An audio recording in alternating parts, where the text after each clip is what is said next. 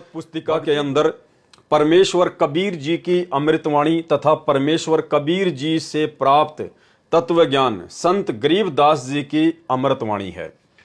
भाई और बहनों, ये बात हमारे आगे बहुत समझ में आएगी, हमारे काम आएगी कि ये जो भक्ति बोध पुस्तक है, जिसके माध्यम से हम 3 समय की आरतियां करते हैं और जिसका सरलार्थ परमात्मा ने यथार्थ भक्ति बोध नाम की इस पुस्तक से किया है, तो परमेश्वर ने कहा कि इस भक्ति बोध पुस्तक में केवल 2 ही महापुरुषों की वाणियां हैं, अन्य तीसरे किसी भी महापुरुष की एक वाणी भी नहीं है। और वो 2 महापुरुष कौन हैं? परमेश्वर कबीर जी की अमृतवाणी तथा संत गरीबदास जी की अमृतवाणी। और जब हम आगे सरलार्थ में चलेंगे तो हमें यह भी क्लियर हो जाएगा कि परमेश्वर कबीर जी और संत गरीबदास जी महाराज दोनों एक ही शक्ति थे।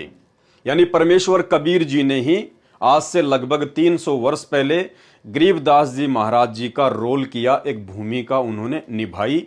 जिस प्रकार से परमात्मा ने काशी के भंडारे में केशव बंजारा बनकर डबल रोल किया, उसी प्रकार से लगभग 300 साल पहले गांव छुडानी, जिला झज्जर, हरियाणा में परमेश्वर कबीर जी ने ही गरीबदास जी बनकर एक डबल रोल किया था, आप और हम भगत भाई बहनों को भक्ति समझाने के मकसद से। तो ये बातें हमें आगे काम आएगी, क्योंकि परमात्मा कह रहे हैं कि इस भक्ति बोध में केवल 2 ही महापुरुषों की वाणियां हैं।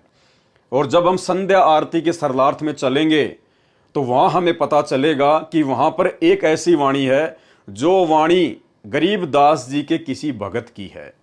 तो वो वाणी एक बहुत बड़ा रहस्य है जो आगे चल के हमारे काम आएगी।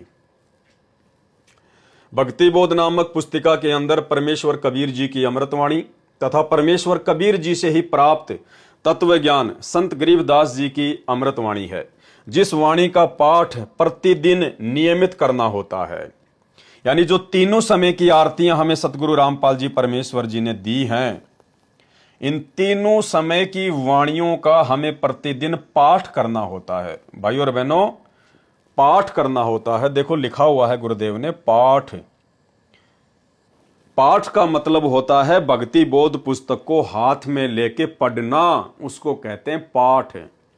गुरु जी की ऑडियो या गुरु जी की वीडियो से तीनों समय की आरती करना पाठ के अंतर्गत नहीं आती हैं।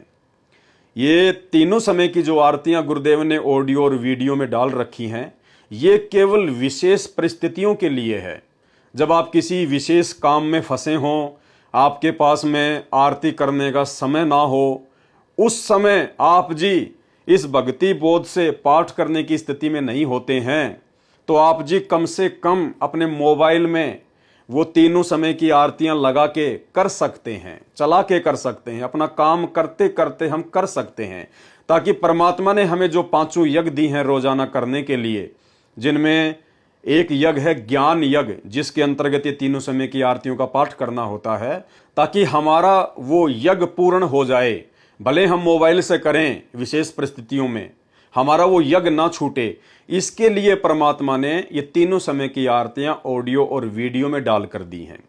यदि आप सामान्य परिस्थिति में हैं तो फिर हमारा ये फर्ज बनता है, परमेश्वर जी का ज्ञान आधार कहता है कि तीनों समय की आरती हमने विधिवत इस भक्ति बोध पुस्तक को हाथ में लेकर इसको पढ़कर ही करनी चाहिए। आरती का यही उत्तम तरीका है।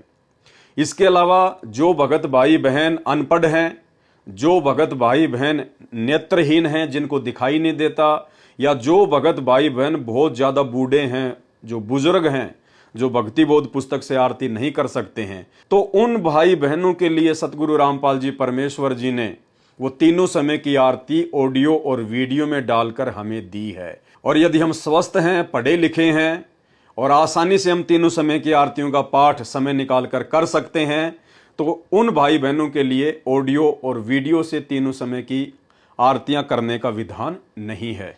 तो क्या कह रहे हैं परमेश्वर? जिस वाणी का पाठ प्रतिदिन नियमित करना होता है, यानी ये कंपलसरी है, तीनों समय की आरतियों का पाठ करना कंपलसरी है, जिस कारण से इसको नित्य नियम पुस्तिका भी कहा जाता है। इसको नित्य नियम पुस्तिका इसलिए कहा जाता है कि हमने तीनों समय की आरतियों का पाठ नित्य यानी रोजाना करना होता है। और नियम यानी मर्यादाओं में रहते हुए, नियमों में रहते हुए तीनों समय की वाणियों का पाठ हमने रोजाना करना होता है, जिस कारण से इसको नित्य नियम पुस्तिका भी कहा जाता है। इस पुस्तक में लिखी अमृतवाणी का पाठ उपदेशी को 3 समय करना पड़ता है। गुरु बचन पे डट गे, कट गे फंद 84 के, कट गे फंद 84 के, कट गे फंद 84 के।